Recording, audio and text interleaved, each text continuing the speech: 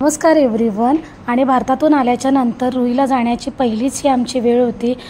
मनात एकदम धाडधूड होत होती, कारण दरवेळेस आम्ही पप्पांना भेटायला आठवड्यातून किंवा 15 दिवसांनी जायचो, पण ह्या वेळेस पप्पा नाहीत हे पण आम्हाला माहिती आहे। त्यांच्या बऱ्याचशा मित्रमंडळींनी भेटायला बोलवलं, त्यासाठी आम्ही संध्याकाळी निघालो। पाय एकदम जड झाल्यासारखे झालेलं, तोच रस्ता, तीच गाडी, तशाच गाड्या दिसत होत्या। भर रस्त्यात ॲक्सिडेंट झालं होतं, बऱ्याच पोलिसांच्या गाड्या उभ्या होत्या आणि बघता रुईमध्ये पोचलो। तीच दुकानं, ते शॉप, तेच मॉल, तीच भारतीय, पाकिस्तानी, बांगलादेशी माणसं दिसत होती। रस्ता जसा जवळ येत होता तसा माझं मन जास्तच भरून येत होता।